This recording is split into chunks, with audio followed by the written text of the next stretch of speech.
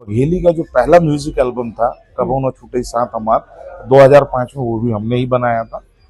मैंने बताया कि तकरीबन 75 फिल्में मेरी हो चुकी हैं। बघेली बोल के आप दिखाइए भाई जैसा कि हम पहले कहें कि हमारी मातृभाषा अगर भोजपुरी है तो बघेली हमारी मौसी भाषा है। तो पहले क्या होता था कि पहले लोगों में एक ही चीज होती थी, अगर किसी को एक्टर बनना है तो उसके दिमाग में आता था भाई मुंबई जाना है, स्ट्रगल करना है। आज वो चीजें खत्म है।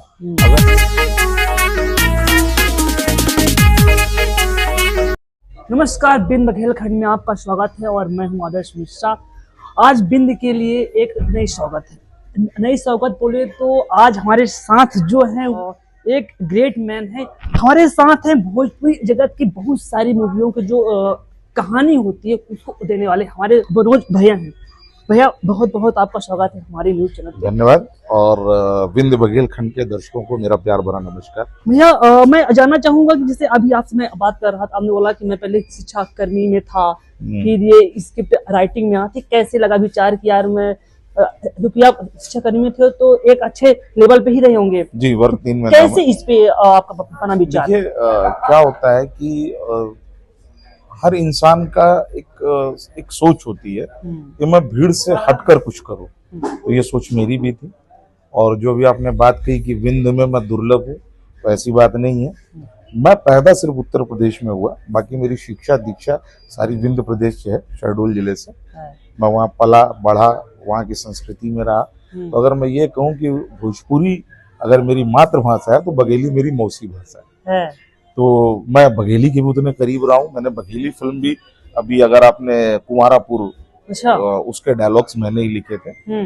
बघेली के लिए मैंने काम किया है। और बल्कि ये कहिए कि बघेली का जो पहला म्यूजिक एल्बम था कबो न छूटे साथ हमार 2005 में, वो भी हमने ही बनाया था। तो कुल मिला के मेरी शुरू से एक चीज रही है कि सांस्कृतिक गतिविधियों में बढ़ चढ़ कर हिस्सा लिया मैंने। और मैं हमेशा एक चीज चाहता था कि मैं कुछ हटकर करूं। और मतलब मेरा वो 10 to 5 जॉब वाला फार्मूला मेरे जीवन में कभी रहा नहीं। तो रंगमंच करता रहा। तो रंगमंच में मैंने प्रादेशिक भाषा पे बघेली पे मैंने बहुत अच्छे अच्छे नाटक जिनका बघेली रूपांतरण किया, निर्देशन किया, उसमें अभिनय भी किया। तो यही एक मेरी शुरुआत थी। फिर धीरे धीरे धीरे धीरे फिल्मों की ओर बढ़ा। तो अब तक भोजपुरी में तकरीबन 75 फिल्में लिख चुका हूँ। मेरी 2 हिंदी फिल्में रिलीज हैं जो आपको देखने को मिल जाएंगी। और मेरी हिंदी भोजपुरी वेब सीरीज भी अभी कुछ अच्छे अच्छे चैनलों के लिए जा रही है। इस बीच में मैंने Amazon प्राइम में मेरा एक सीरीज भी है, सिनेमा मरते दम तक, इसका पार्ट 1 रिलीज हो चुका है। आप उसमें जाकर देख सकते हैं। पार्ट 2 आने वाला है। आपने पहली जो कहानी लिखी थी वो कौन सी थी होगी? हाँ, फिल्म के लिए मैंने सबसे पहले कहानी तो नहीं, मैंने फिल्म के संवाद लिखे थे। अच्छा, हाँ। मेरी भोजपुरी में पहली रिलीज फिल्म थी कालिया। अच्छा। हैदर काज़मी प्रोडक्शन हाउस से थी।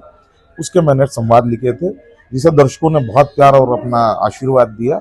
और वो मेरी शुरुआत थी और सफर जारी रहा और आज यहाँ पर। तो अब तक कितनी मतलब आपने फिल्म की जो स्टोरियां हैं कितनी आप लिख चुके होंगे?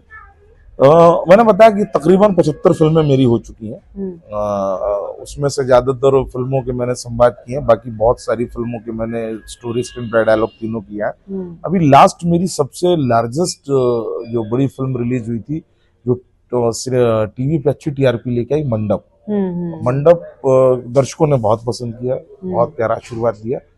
मंडप में दिनेश लाल यादव जी थे, वो मुख्य कलाकार थे, आम्रपाली दुबे जी थे। और उस फिल्म को काफी पसंद किया गया। सर, यहाँ बिंद पे ना लोकल लेवल पे बघेली चलती है, जैसे वहाँ पर भोजपुरी एक अलग लेवल पे है, लेकिन बघेली क्या है कि छोटा सा क्षेत्र है और यहाँ पर जो कुछ क्षेत्रीय कलाकार काम भी करें, कैसा प्रयास करें कि बघेली को उस स्तर पर लेके जाएं? देखिए, बोली और भाषा एक ऐसी चीज है कि जिसके लिए हर कोई चाहता है कि आगे बढ़े। और मैं तकरीबन पूरा हिंदुस्तान घूमा हूँ, तो वहां पर मैंने एक चीज देखी है कि सबको अपने भाषा से बहुत प्यार है। मध्य प्रदेश एक ऐसी जगह है, सबको अपनी अपनी बोली से प्यार है, सबको अपने अपने भाषा से प्यार है। ठीक उसी तरह बिंद के लोगों को बघेली से प्यार है और बघेली के लिए प्रयास किया जा रहा है। बघेली में बड़ी फिल्म बनी, पिछले दिनों रिलीज हुई, दर्शकों ने अपना प्यार दिया। मैं उस फिल्म का हिस्सा रहा, मैंने उस फिल्म के संवाद लिखे और आगे भी हम लोग प्रयासरत हैं रीवा में कुछ ऐसे लोग हैं जिनके साथ मिलके मैं कुछ अच्छी शुरुआत कर रहा हूँ, जो बहुत जल्दी आप लोगों के सामने आएंगी। और हम लोग कर रहे हैं, बघेली के लिए कर रहे हैं, हिंदी के लिए कर रहे हैं। कुल मिला के हमारा जो लक्ष्य है दर्शकों का मनोरंजन, उसके लिए हम काम कर रहे हैं। यहाँ पर आए तो आपको कुछ ऐसा समझ आया कि यार बिंद में कलाकारों की कमी नहीं, मतलब हुनर की कमी नहीं है, आपको कुछ ऐसा लगा नहीं, जो भोजपुरी में है और यहाँ नहीं है? नहीं ऐसा नहीं है। बिंद में बहुत अच्छे अच्छे कलाकार हैं और जो सिनेमा जगत में भी अपना नाम फैला रहे हैं, सिर्फ अपने देश में नहीं बल्कि विदेशों में भी अपने उनके नाम की चर्चा हो रही। कुमुद मिश्रा जी आपके बघेलखंड के हैं, जो एक बहुत बेहतरीन कलाकार है। और सबसे बड़ी बात, अगर हम इतिहास के, बिंद के इतिहास की बात करें तो अकबर के 9 रत्नों में 2 रत्न तो हमारे रीवा रियासत से ही थे। बिल्कुल बिल्कुल। तो हम कहीं से किसी प्रकार से भी कम नहीं है। जिस तरीके से आपको ये पता भी होगा कि विश्व का पहला सफेद शेर हमारे रीवा से ही था, तो रीवा अपने आप में बहुत सक्षम है। यहाँ की संस्कृति, यहाँ की बोली, यहाँ का खान पान, यहाँ के लोकगीत, सब कुछ, सब में इतनी मिठास है। तो हमारी ये कोशिश है कि अब हम ये प्रयास कर रहे हैं कि रीवा को हम चित्रपट पर लेकर आए, उन सारी चीजों को लेकर आए। और इसके लिए सबको एक मंच में आने की जरूरत है, सबको एक दूसरे की सहायता की जरूरत है, आप लोगों की भी आवश्यकता है। तो कोशिश की जा रही है और बहुत जल्दी हम लोग ये चीजें लेकर आ रहे हैं। जैसे मान लीजिए कुछ नए कलाकार हैं, युवा कलाकार हैं, जो सोच रहे हैं कि भाई मैं पढ़ाई के साथ इस कला फील्ड पे आऊं, तो कितना ये उचित होगा कि भाई पढ़ाई भी है और कला भी है? कैसे उन चीजों पे पढ़ाई को गैप किया जाए या फिर कला को आगे रखा जाए, कैसे दोनों में? देखिए, शिक्षा जीवन में बहुत जरूरी है। तो मेरे समझ से जो लोग पढ़ाई कर रहे हैं, पढ़ाई के साथ साथ इन क्षेत्रों में भी अपना योगदान दे सकते हैं। और सबसे बड़ी चीज ये होती है ना कि आपको अपने अंदर की प्रतिभा को पहचानना स्वयं। जब आप अपने अंदर की प्रतिभा को पहचानेंगे तभी आपको कोई जौहरी मिलेगा जो आपको तराशेगा। तो मेरी समझ से कलाकार हर व्यक्ति के अंदर होता है और कला हर व्यक्ति के अंदर होती है। कोई अच्छा गाता है, कोई अच्छा लिखता है, कोई अच्छा सोचता है, कोई अच्छा बोलता है, कोई अच्छा अभिनय करता है, कोई अच्छा खाना बनाता है। मतलब हर व्यक्ति के अंदर कुछ ना कुछ कला होती है। जरूरत होती है उस कला को खोजने की। तो जब उस कला को हम खोजते हैं और अपनी प्रतिभा को पहचानते हैं तो हम लोगों के सामने लेकर आते हैं। और मेरे समझ से कि जिस तरीके से जबलपुर को बोला जाता है संस्कार धानी है, वहां से भी बहुत सारे कलाकार हैं। और आपको इस बात को जानकर आश्चर्य होगा कि पूरे विश्व में जो ढोलक या उन चीजों में जो चमड़ा बजता है जिसको कहा जाता है, पूरे विश्व में वो जबलपुर से ही जाता है। तो हम लोग में अंदर कला है। और युवाओं के लिए मेरा यही संदेश है कि आज आपके लिए इतने सारे माध्यम, इतने सारे प्लेटफॉर्म है कि आप अपनी कला को दिखा सकते हैं। पहले क्या होता था कि पहले लोगों में एक ही चीज होती थी, अगर किसी को एक्टर बनना है तो उसके दिमाग में आता था भाई मुंबई जाना है, स्ट्रगल करना है।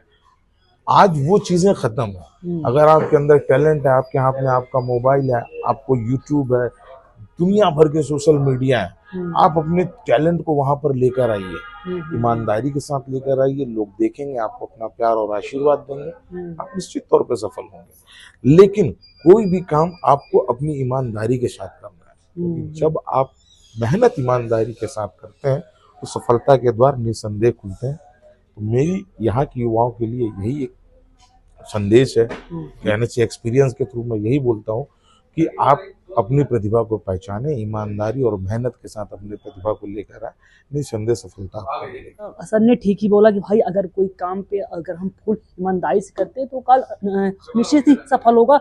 और सबसे बड़ी बात, वो एक दौर था जो जब अपने को कला को दिखाने के लिए बहुत सारी स्ट्रगल करना पड़ता था, भाई मुंबई जाना पड़ता। लेकिन आज ये दौर आ गया कि भाई सोशल मीडिया, आप घर से ही उस चीज को, हुनर को दिखा सकते हैं। बता रहे थे कि आप रीवा से भी आपका संबंध बना है, तो यहाँ के लोग देखेंगे और उनके अगर बघेली बोली ना सुने तो थोड़ा सा वो चीज अलग हो जाएगा। थोड़ा सा मैं चाहूंगा बघेली बोल के आप दिखाइए। भाई जैसा कि हम पहले कहें कि हमारी मातृभाषा अगर भोजपुरी है तो बघेली हमारी मौसी भाषा है। तो बघेली हमसे बड़ी मीठी बोल रही थे। और रीवा से जहाँ तक संबंध की बात रही तो रीवा में हमारे बड़े पिताजी यहाँ बाल भारती स्कूल में डायरेक्टर रहे, उसके बाद श्रवण कुमारी में रहे। तो उनका घर यहीं रीवा बोधा बाग में है। हमारे वहाँ ऊँचा लगा रहा था और फिर बाकी बहुत सारे हमारे छोट भाई हैं, सुधीर पांडे हैं, अंकित पटेल हैं, और बहुत सारे लोग हैं जो हमसे जुड़े हैं। तो यहाँ अब जब लगा रहता है रीवा का, हम कबू यह नहीं समझें कि यह दूसरा है, यह हमारा घर है और यहाँ के लोग हमारे हैं। अपना सब लोगन का हमारा प्रणाम। तो सुने भैया, भैया के ना बघेली खटक खट्टी भाई। तो थैंक यू सो मच भैया, और जल्द धन्यवाद। फिर आपसे एक बार फिर मुलाकातें करेंगे। तब के लिए थैंक यू सो मच, बने रहिए हमारे चैनल के साथ। Thank you.